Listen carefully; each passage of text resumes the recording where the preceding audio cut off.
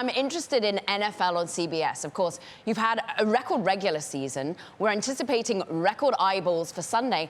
What about those ads? Bloomberg Intelligence think you might be raking in as much as $700 million. Is that the right sort of amount, Bob? So, Caroline, it's been an incredible season for the NFL on CBS. We set the high watermark for ratings since the property returned in 1998. We set the all-time record for a divisional playoff game. And to your point, we set the high watermark for ad sales for a Super Bowl. And it's looking like on Sunday, we'll set an all-time viewing number with any luck. So it's an incredible year to be the NFL on CBS. We're a technology show. From a technology perspective, just how much of a feat is it to be able to put this across all your properties, to be able to have SpongeBob doing his thing, whether it's on Nickelodeon, but also to be consuming it via cable or streaming? Yeah, so the infrastructure around the Super Bowl to ensure that the world's audiences can see it is truly extraordinary. I mean, the number of cameras, remote cameras, et cetera, I think it's like 140 or something like that. And to your point, we obviously have the main feed on CBS here in the United States. We have the first ever alternate telecast of a Super Bowl on Nickelodeon, which is going to be super fun. And to your point on tech, we're actually going to do all the graphics and enhancements real time. When we did the last Nickelodeon game last year, we did that very quickly, but it wasn't real time. The tech is now allows us to do it real time, so that's super cool. And then, of course, we have it on Paramount Plus, streaming simultaneously. So yeah, a lot of infrastructure, a lot of people behind the scenes, but we're feeling great about it. And we've been doing Super Bowls longer than anyone else, so we'll get it done. Let's talk about the anyone else. Let's talk about how, well, sports content is so hot right now, and everyone wants to think about how we can offer it through a streaming product. I look at Disney, Fox, and Warner Brothers, the announcement this week. You've shown, and I think about how Super Bowl, actually 2021 was how you announced Paramount Plus and the breadth of content. But how do you tackle the focus on sports coming from rivals? So we love sports here at Paramount. Obviously, it's a key component of CBS. I think about it as a slice of the wheel. It's part of our programming offering. Same with Paramount Plus. You know, we talk about Paramount Plus as news, sports, and a mountain of entertainment. Obviously, the NFL is a key part of that. But I want to emphasize that we like a broad product. We've looked at sports-only plays in digital, both a standalone basis and with partners, and we continue to believe that broad is better. We see that in people coming in for sports properties, subscribing for things like the NFL. But if you look at the sports viewer on Paramount Plus, believe it or not, 90% of their engagement, i.e. time spent, is with non-sports programming. So again, bring them in with sports, but key to the model is elongate it and entertain them, quite frankly, with other stuff as well. We firmly believe that leads to accessing a bigger TAM, bigger market, and it is better for the business model, and so we like broad. For our Bloomberg television and radio audience around the world, we're speaking to Paramount Global CEO Bob Bakish. It is Super Bowl weekend. And Bob, just what you were saying about the profile of the consumer on the platform. You know, I use the platform for Champions League football, and you have such a long season with the Champions League. You have your in-studio talent component, but you also the ability to show multiple games in the same evening. You have choice. And then at the end of the season, you have a big finale. And the NFL kind of works the same way, right? You had a great regular season, as Caroline points out. But proportionately for your business, what's more important? The big standalone single event this Sunday, or the traction you get over the duration of a season?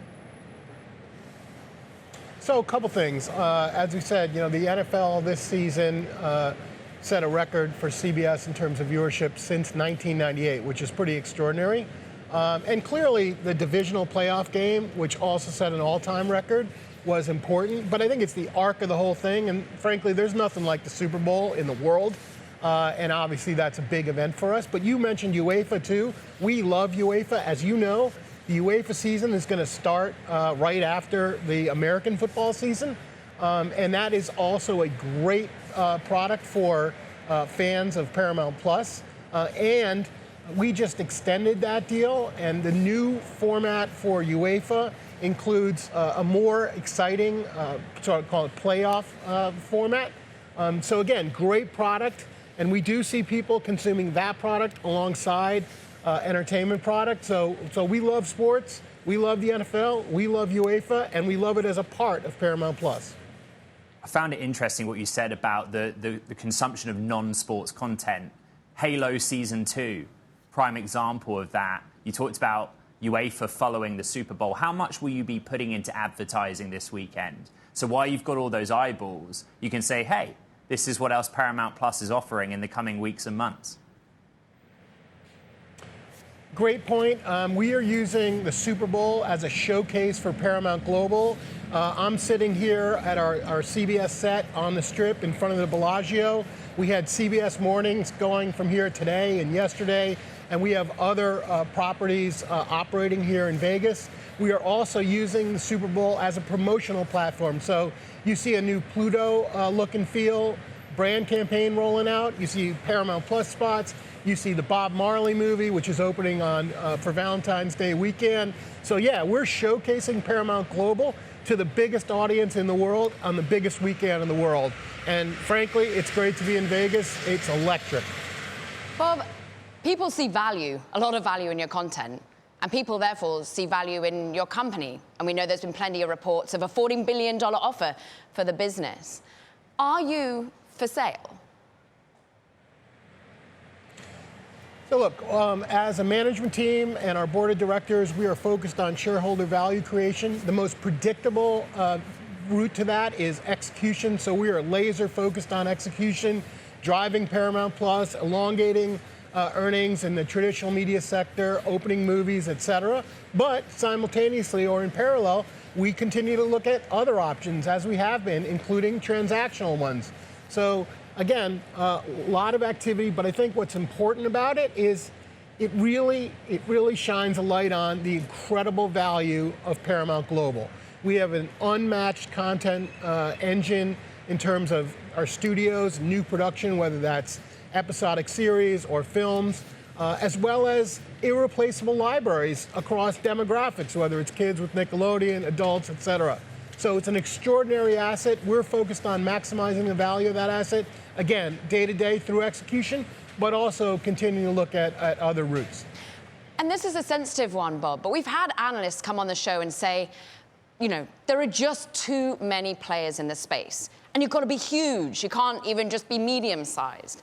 From your perspective, with Paramount Plus and streaming, are you getting to profitability? I know you've got your earnings around the corner, but how soon can you sort of deliver that? Because I know you spoke to that in the third quarter, for example. Yeah, so I'd say a couple things. One is you're right, that narrative is out there. There are people with that point of view.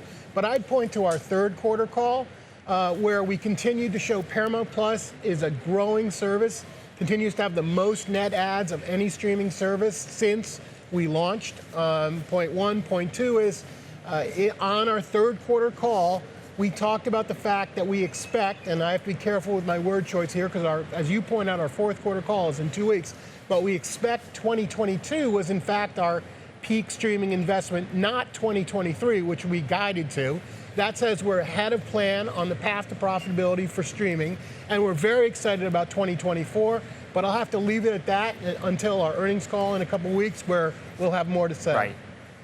Right. Bob, a global CEO has to pass a lot of data. Quantify the impact of Taylor Swift for me on this Sunday's Super Bowl. Look, Taylor's obviously a phenomenon. She's a force in music. For all of us that have seen her tour, it's incredible. And she has, without a doubt, been incremental to audience on the NFL. There's different points of view on how incremental, but she's a great addition, widening the net of the NFL viewer even further. We're looking forward to having her here in Vegas this weekend at the game. And I think it'll be just an incremental thing. But the main point is the NFL on CBS and Paramount Plus is just an extraordinary property. As I said, we set the high water mark already for a Super Bowl in terms of ad revenue. It's looking like we will set the high watermark on viewing. And is Taylor part of that? Yeah, she probably is an incremental part of that, but it's just great.